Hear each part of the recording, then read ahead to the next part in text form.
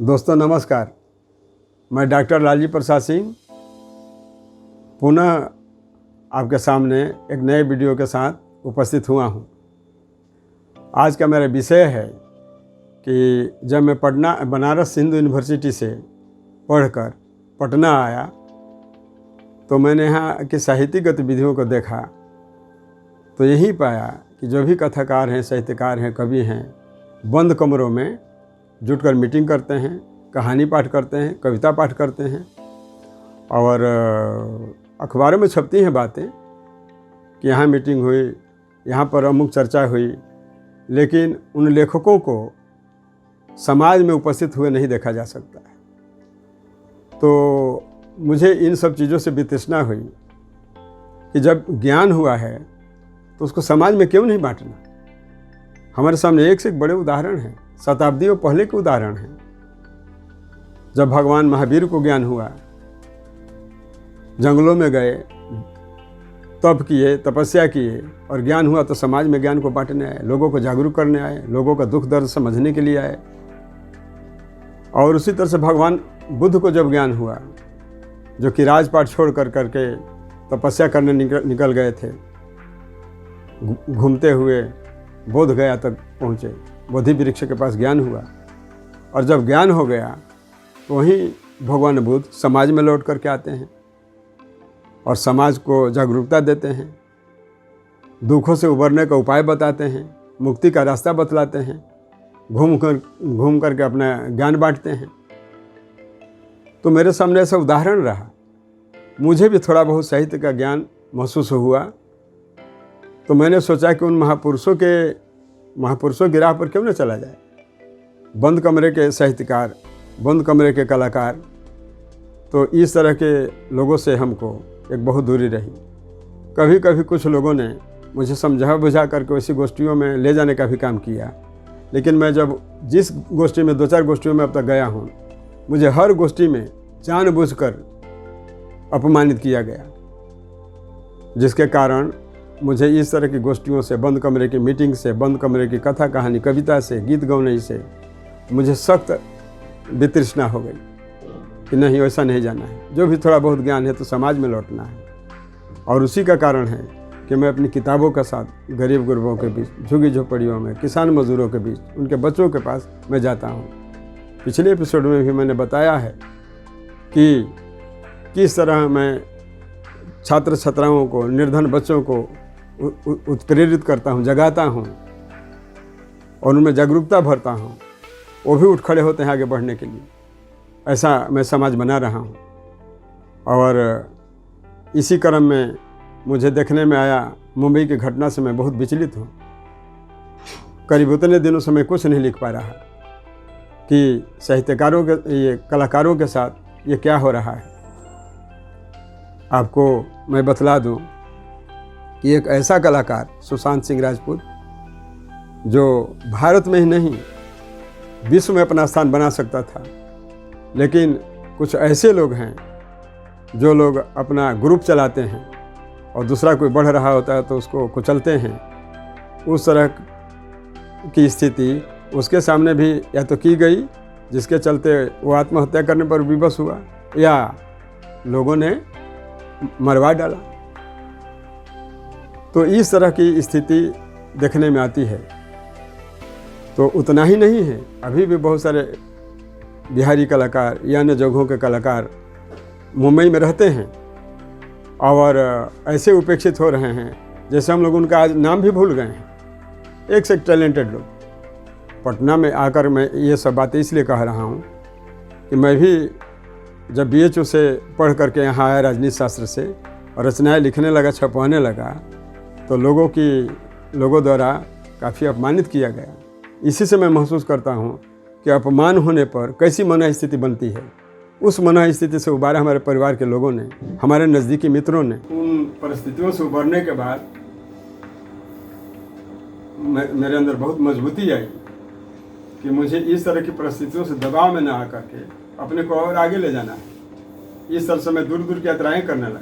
सिर्फ पटना में ही नहीं कि कमज़ोर और गरीब तबके में जाता हूँ, सैकड़ों किलोमीटर दूर भी मैं जाता हूँ। बाबू कुंवर सिंह के जगदीशपुर हो, आरा हो, उधर ये नवानगर ब्लॉक हो, और इधर में ये बनारस के पास लम्हे जो है उपन्यास सम्राट प्रेमचंद का गांव, 2019 को 31 जुलाई को उनका जन्मदिन था, वहाँ भी गया था। हमारे कॉलेज के सहयोगी हैं श्री संजय ठाकुर, किताबें टांग करके हम लोग कम से कम 150 से 200 ले गए। और मैंने प्रेमचंद मेमोरियल ट्रस्ट के अध्यक्ष श्री सुरेश चंद्र दुबे जी को सादर दिया कि निःशुल्क मेरी किताबें प्रेम से सभी लोगों के बीच में बांटिए। बांटने के बाद काफ़ी खुश हुए और उन्होंने लोगों ने चिन्हित किया कि बिहार से, पटना से कोई लेखक आया है, अपने लिखी हुई किताबें निःशुल्क बांट रहा है, बंटवा रहा है। तो लोगों ने उस क्रम में भी कहा कि यूपी का ऐसा कल्चर नहीं है कि कोई लेखक इस तरह से खुले दिल से किताबें बांटता हो, बंटवाता हो। मैंने कहा कि बिहार का भी वो कल्चर नहीं है। मैं वहाँ के लिए भी अपवाद ही हूँ कि इस तरह के राह पर मैं चल निकला। मुझे फ़ायदा नहीं कमाना है इससे। जो भी पैसा आता है ज़्यादा से ज़्यादा उनकी किताबें छपवा कर लोगों के बीच में वितरण करना। तो इस तरह से मैं महसूस करता हूँ कि समाज को मैं एक राह दिखा सकता और इस तरह के कामों में मैं लगा हुआ हूँ कि जिस तरह से जो भी कुछ बच्चे हैं, लिख रहे हैं, पढ़ रहे हैं, मैं प्रेरित करता हूँ, उन्हें बढ़ाता हूँ कि बढ़ो। क्योंकि मुझे सिर्फ टकराव है या मतभेद है तो बंद कमरे के लोगों से अब दोबारा बार बार वो बात कहने से कुछ फ़ायदा नहीं। लेकिन यहाँ भी वही स्थितियाँ हैं। जैसे सुशांत सिंह राजपूत के बारे में मैंने कहा, या तो लोगों ने उसे मारा है साजिशपूर्वक या मरने पर विवश किया है। यहाँ भी यदि साहित्यिक मठाधीशों के चक्कर में जो पड़ेगा वैसे भी बर्बाद होना है। अब उन लोगों से जो लोहा लेता है तो लोहा लेने वाले व्यक्ति को लोग हर जगह प्रताड़ित करते हैं, हर जगह अपमानित करते हैं और कोशिश करते हैं कि कैसे बर्बाद हो जाए। मैंने जीवन में करीब से देखा है। तो यही सब कुछ कहना है आज के वीडियो में कि यह समाज ही सभ्यता और संस्कृति को बढ़ाने वाले कलाकारों को, कथाकारों को, साहित्यकारों को आगे बढ़ा सकता है और बचा सकता है। और खासकर वैसे लोग जो उपेक्षित हैं, दलित हैं, पीड़ित हैं, परेशान हैं, किसान हैं, मजदूर हैं, उनके बीच में जाना, अपने ज्ञान बांटना, लोगों को जागरूक करना। पढ़े लिखों के बीच में बंद कमरे में एक दूसरे से विनोद करने से साहित्य को लेकर के, कला को लेकर उससे क्या फायदा? और उसमें बड़ा कलाकार कहलाना। जब भी मैं बाहर की यात्राएं करता हूँ, हमारे कॉलेज के प्रिंसिपल डॉक्टर विमल नाराज का हर तरह का सहयोग रहता है कि आप जाइए, मुझे कम फुर्सत है, आपको तो फुर्सत है, जाइए। और इसका प्रतिफल अच्छा देखने को मिलता है। जहाँ तक मैं कई बार कह चुका हूँ, साहित्यकारों ने हर जगह मुझसे उपेक्षित किया है और पत्रकारों ने, चाहे वो पटना के हों, दिल्ली के हों, पत्रकारों ने मुझे हर जगह संभाला है, आगे बढ़ाया है। और मैं महसूस करता हूँ कि पत्रकार लोगों का जो तबका है वो सारी बातों का बढ़िया से विश्लेषण करना जानते हैं और वो समझते हैं कि किस तरह के आदमी को आगे लेकर के चलना चाहिए। मेरी तो चौथी दुनिया में जम कर करके छपी की बातें। एक तरफ राजेंद्र यादव की समीक्षा छपती रही तो दूसरी तरफ डॉक्टर लाली प्रसाद सिंह की भी छपती है। जिनको कहना सोचना है सोचते रहें, ये सब हमारे पास प्रमाण है। बड़ी बड़ी पत्रिकाओं में आउटलुक, कथा देश, हंस, सरस सलील तक में खूब छपा।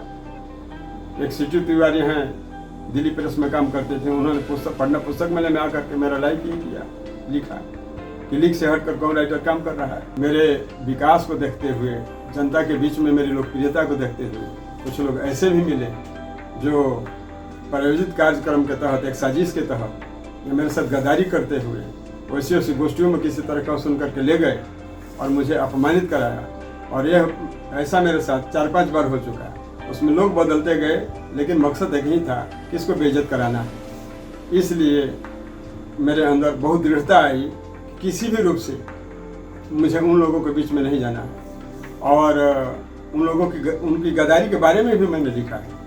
ये जो मेरी किताब है, सुन रहे हो ब्रह्मा, कविता संग्रह, तो इसी में वो कविता भी है, गद्दारी, जिसे मैं आपके सामने पढ़ देना चाहता हूँ। गद्दारी। मैंने तुम्हारे हाथों में चिराग थमाया, सोचा कि अपना और अपनों के घर रोशन करोगे, पर ना जाने कैसा भूत सवार हुआ तुम पर। अपनों के घर जलाए मेरा घर तलाशने लगे। मैंने दोस्ती की खातिर तुम्हारे कदमों में विश्वास का तख्तोताज रख दिया, पर खोज रहे थे मुझे बेसब्री से कातिल जब उनकी भीड़ को तुम आगे आगे राह दिखाने लगे। मैं चलता रहा दुश्मनों के सामने सीना ताने, तुम्हारी दोस्ती के कौश पर नाज था मुझे, मगर आया जब जानलेवा पहर मझधार में तुम कौश को तार तार करने लगे। मालूम है मुझे दुश्मन मेरी दिलेरी की दाद देंगे, तुम दोस्तों की दगाबाजियां ही मेरी जान लेंगे। देखना मेरी जिंदगी की किताब न पढ़े तुम्हारे बच्चे, कहीं मेरी मौत का कारण न तलाशने लगे। तो इस तरह से कभी मैंने चित्रण किया है।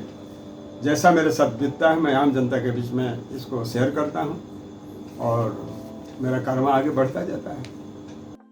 इन्हीं सब चीज़ों का नतीजा है कि मैं रुकने वाला नहीं। मैं उन लोगों से मिलूंगा जिन लोगों ने मेरे लाइफ पर लिखे लेख को पसंद किया, और अनंत जी जो जिन्होंने लिखा उनको विश्व का द्वितीय पुरस्कार दिया। तो मैं मॉरिशस की भी यात्रा करूंगा। कोरोना कम हो जाएगा, मैं निकलूंगा ही निकलूंगा, उनसे मिलूंगा ही मिलूंगा, एकदम तय है। और उतना तय है जो सूरज का पूरब से उगना, उसी तरह से मेरा मॉरिशस जाना, उन लोगों से मिलने के लिए, हिंदी के प्रचार के लिए मैं जाऊंगा। लोग हल्के से लेते होंगे कि 100-150 किलोमीटर की आदमी यात्राएं कर लिया तो पता नहीं क्या कर लिया। मैं समुद्र पार मॉरिशस भी जाऊंगा और हिंदू का वहाँ पर परचम लहराऊंगा। मैं रुकने वाला नहीं, किसी के डर से झुकने वाला नहीं, और किसी के इशारे पर नाचने वाला नहीं। मैं अपने मन मुताबिक चलूंगा और हिंदी को जहाँ तक, हिंदी के लिए मैं जान लड़ा दूंगा, लेकिन मैं ये काम करता रहूँगा।